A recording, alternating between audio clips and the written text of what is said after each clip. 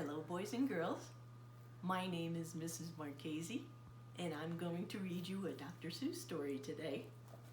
It's named If I Ran the Circus by our wonderful author, Dr. Seuss. So let's begin. If you don't know a word, ask Mommy and Daddy, and they'll help you out with that. This book is dedicated, first of all, for Dr. Seuss's dad. In all the whole town, the most wonderful spot is behind Sneelock's store in the big vacant lot. It's just the right spot for my wonderful plans, said young Morris McGurk, if I can clean up the cans, which is very important for the environment. Now, a fellow like me, said young Morris McGurk, could get rid of this junk with half an hour's work. I could yank up those weeds and chop down the dead tree and haul off all those old cars. There are just 2 or 3. And then the whole place would be ready, you see. And Sneelock is smoking a pipe. Now remember, boys and girls, smoking is not good for you. All ready to put up the tents for my circus. I think I will call it the Circus McGurkus. The Circus McGurkus, the world's greatest show on the face of the earth, or wherever you go.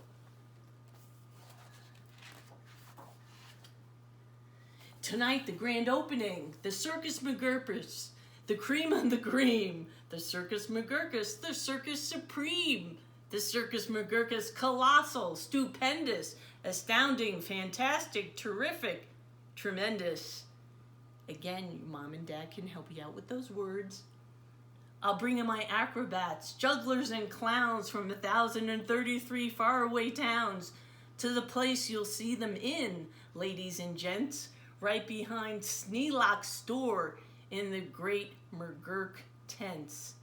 And I don't suppose old Mr. Sneelock will mind when he suddenly has a big circus behind. After all, Mr. Sneelock is one of my friends. He might even help out doing some small odds and ends.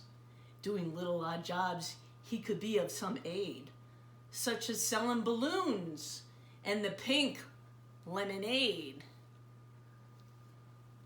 I think 500 gallons will be about right, and then I'll be ready for opening night.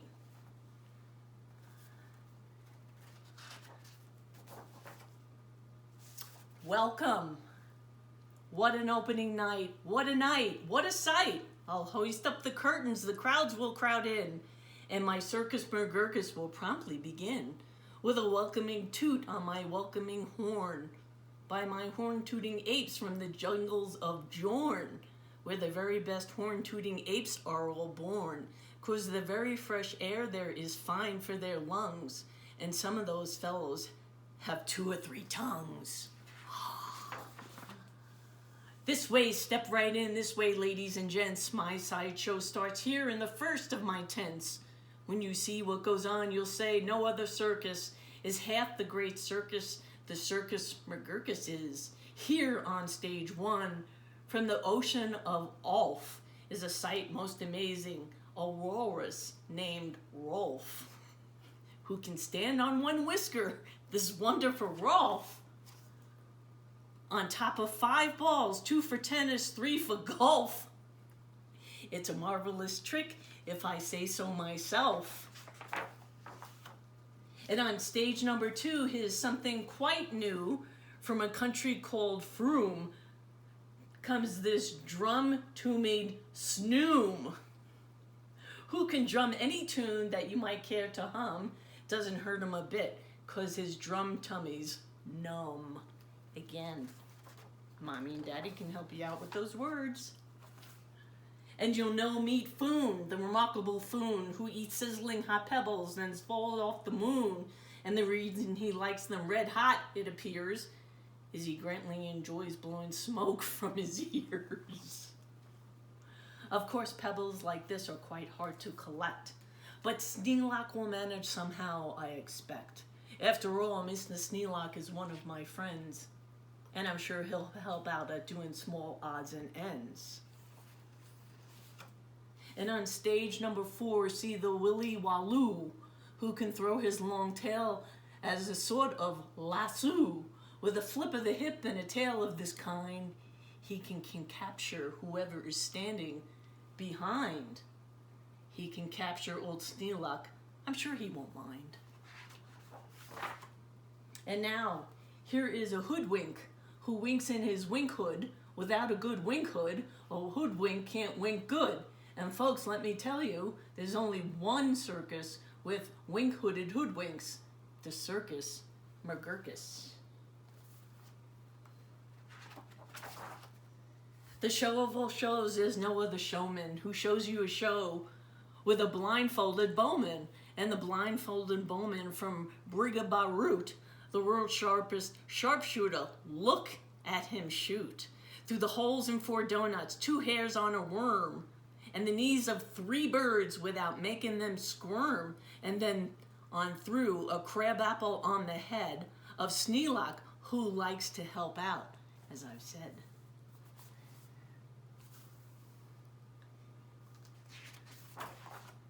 And now come to this spot where the spotlight is hot, and you'll see in the spotlight a juggling jot who can juggle some stuff you might think he could not, such as 22 question marks, which is a lot. Also 44 commas, and also 1 dot, and that's the kind of Circus McGurkus I've got.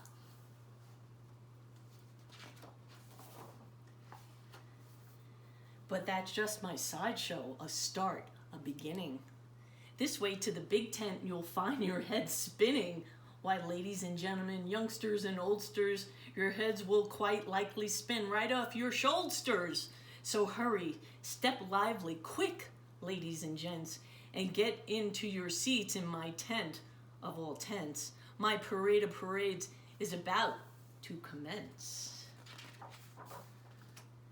You'll see Drum Major Sneelock fling his baton, and my organ McGorgon McGurkus come on, with its hot steaming pipes of gold brass-plated tin, snorting all sorts of snorts in a bumbling din. This is super stupendous, stupendous, stu-roarous, and when I play Dixie, please join in the chorus. Then a fluff-muffled truffle will ride on a huffle, and next in line a fine flumux will shuffle. The flumux will carry a lurch in a pail, and a fibble will carry the flumox's tail, while on top of the flumux 3 harp-twanging snarp will twang mighty twangs on their 3-snarper harp, with a bolster blows bloops on the 3-nozzle blueser, and a nolster blows floops on a 1-nozzle noozer, and then comes a lion who's partly a trout. Then more stuff for 45 minutes about. There's a lot going on in this circus. And then, behind them, while everyone states, come my to and fro marchers who march in 5 layers. The froze march on toes, and the toes march on froze, and don't know how they do it, but that's how it goes. And now comes an act of enormous enormance. No former performance performed this performance. This stunt is too grippingly, slippingly frightening. Down from the top of my tent like greased lightning. Through pots full of lots of big sticklebush trees slides a man, what a man, on his roller skate skis. And he'll steal without fear, you'll know at a glance, that it's Sneelock, the man who takes chance after chance. And he won't even rip a small hole in his pants. Which is good, ask your parents about that, children. And now here in this cage is a beast most ferocious, who's known far and wide as the spotted atrocious, who growls, howls, and yowls the most blood-curdling sounds, and each tooth in his mouth weighs at least 60 pounds. And he chews up and he eats with the greatest of ease things like carpets and sidewalks and people and trees. But the great Colonel Sneelock is just the right kind of a man who can tame him. I'm sure he won't mind. Then I'll let Sneelock off for a few minutes rest, while high over your head you will see the best of the world's finest fancy breezy trapezing, my Zoom-a-Zoop troop from West Upper Bendizing, who never quite know while they zoop and they zoom, whether which they will catch one, or who will catch whom, or if who will catch which by what and just where, or just when and just how and which part of the air. That could be scary. I, what a circus McGurkus, my workers love work. They say, work us, please work us. We'll work and we'll work up so many surprises, you'll never see half, even if you had 40 eyes. And now again, Sneelock is back, risking life on my patented life-risking track, while the speedsters I call my colliding collusions raced around in swift cars called abrasion contusions, and Sneelock just lies there, not one bit excited. I know he won't mind. He'll be simply delighted. And here, in a contest of brute strength and muscle, Kid Sneelock, my champ of all champs, will now tussle and wrestle a beast called the Grizzly Ghastly and slap him around. Then he'll slam down fastly and pin both his shoulders tight flat to the mat. Kid Sneelock will love it. I'm sure about that.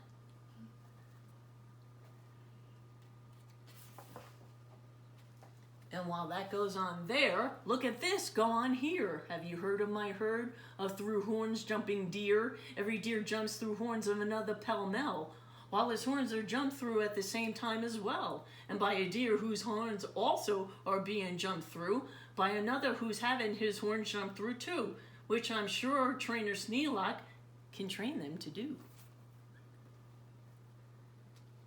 Sneelock, the man of wonderful talents. Then the whole tent will ring with hoorays and wild shouts. And when I wheel in my whales and they turn on their spouts, first my whale number 1 with an aim that aims true, spouts a spout that spouts Sneelock to whale number 2. And then whale number 2 spouts a spout like a gun, and that spouts old Sneelock right back to whale 1. And then forwards and backwards on spout after spout, my great spouting rider Sneelock gets spouted about, just as long as the water they're spouting holds out.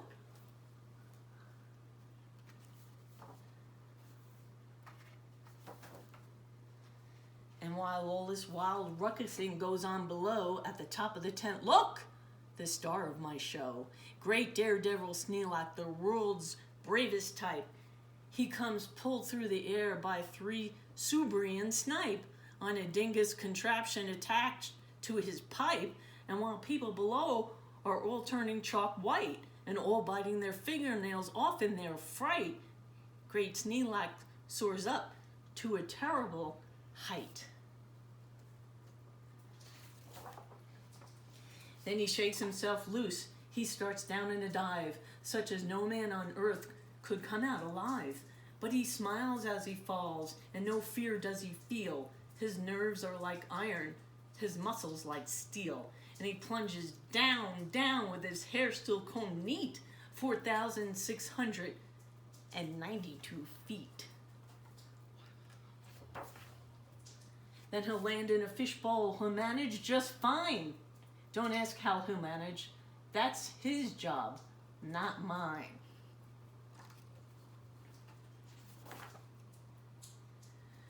Why, he'll be a hero. Of course he won't mind when he finds out that he has a big circus behind. And that's the end, boys and girls. And remember, if you need help with words, Mommy and Daddy can help you. And my message to you viewers today is be nice.